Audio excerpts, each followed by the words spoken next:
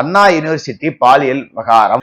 ஞானசேகரன் அப்படிங்கிற ஒரு உடன்பிறப்பு, நம்ம சபாநாயகர் அப்பாவோட தம்பி, நான் சொல்லல, அவரே சொன்னாரு. இவன் அமைச்சர் மா சுப்பிரமணியத்தோட அப்படி அப்படி அப்படி அப்படி அப்படி அப்படி லிங்க்ல இருந்தவன் அப்படிங்கறதெல்லாம் உங்களுக்கு தெரியும். கடந்த காலகட்டத்துல பார்த்திருப்போம். அண்ணா யூனிவர்சிட்டியில ஏறி குதிச்சு அங்க இருக்கிற மாணவியை பாலியல் வன்புணர்வு செஞ்சு அந்த மாணவி கேஸ் கொடுத்து உடனே அந்த மாணவியோட விவகாரங்கள் எல்லாத்தையும் இவங்க போலீஸ் வெப்சைட்லயே போட்டு எஃப்ஐஆர் லீக் பண்ணி பெரிய பஞ்சாயத்தாகி வேற யாருமே மாணவிகள் அந்த பாலியல் குற்றச்சாட்டை வச்சிடக்கூடாது. அதுக்காக தான் அந்த எஃப்ஐஆர் லீக் பண்ணி விட்டது. கேட்டா தொழில்முறை பிரச்சனை அப்படி இப்படின்னு வடைய சுட்டாங்க.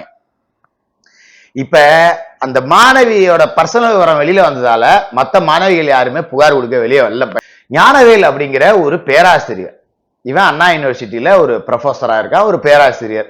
இவன் மேல இண்டஸ்ட்ரியல் இன்ஜினியரிங் இறுதி ஆண்டு படிக்கக்கூடிய மாணவி கமிஷனர் ஆபீஸ்ல ஒரு புகார் கொடுக்குறாங்க. என்னன்னு, நான் ரொம்ப ஏதப்பாளங்க, இந்த ஆசிரியர் எனக்கு கொஞ்சம் நல்ல உதவிகள் எல்லாம் செஞ்சாரு, ஆரம்பத்துல நல்ல அப்பா மாதிரி தான் பேச ஆரம்பிச்சாரு, திடீர்னு என்னோட உள்ளாடையோட அளவெல்லாம் கேட்க ஆரம்பிச்சாரு, என்கிட்ட பர்சனலா தேவையில்லாத டார்ச்சர் எல்லாம் கொடுக்க ஆரம்பிச்சாரு, பாலியல் சிண்டல் பண்றாரு, இது மாதிரி நிறைய ஸ்டூடெண்ட் மேல இந்த மாதிரி பிரச்சனைகளை பண்றாரு, நீங்க கம்ப்ளைண்ட் எடுத்துக்கிட்டு அவர் நடவடிக்கை எடுக்கணும் அப்படின்னு சொல்லி புகார் கொடுத்திருக்காங்க.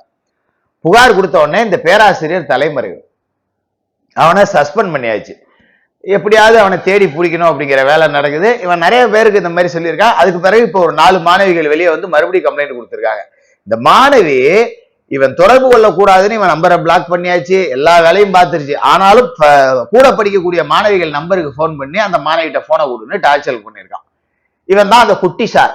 இப்ப தெரிஞ்சிருக்கும் உங்களுக்கு எப்படி வெளியே வருதுன்னு. அந்த ஞானவேல் அப்படிங்கிற அந்த பொம்பளை பொறிக்கு நாய், அவனெல்லாம் பேராசிரியர்னு சொல்றதுல நமக்கு உடன்பாடு இல்ல, ஓடி போய் திருநெல்வேலியில பதுங்கி கிடந்திருக்கான். காவல்துறையினர் போய் இப்ப அவனை பிடிச்சிருக்காங்க.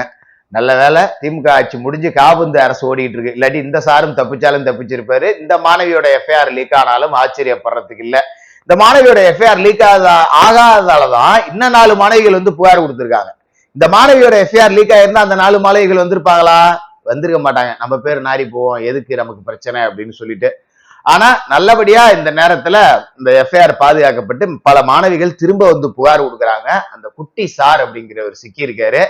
நான் சொன்ன மாதிரி பெரிய சார் அப்படிங்கிறவரு அண்ணா யூனிவர்சிட்டிக்கு வெளியிலயும் இருக்கலாம், அண்ணா பல்கலைக்கழகத்திலயும் இருக்கலாம், அண்ணா அறிவாலயத்திலையும் இருக்கலாம். அந்த பெரிய சார் அப்படிங்கிறவரும் ஆட்சி மாற்றம் ஏற்பட்டா பிடிபடுவார்.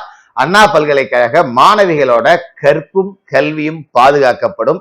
அந்த நிலை வரணும். உங்க வீட்டு பிள்ளைகள் நிம்மதியா பல்கலைக்கழகங்கள்ல கல்லூரிகள்ல போய் படிக்கணும். பெண்கள் நிச்சயமா சுலபமா சுதந்திரமா வெளியில நடமாடணும். அப்படின்னா இந்த கேவலமான திமுக ஆட்சி அப்படிங்கிறது அடியோடு வீழ்த்தப்படணும்.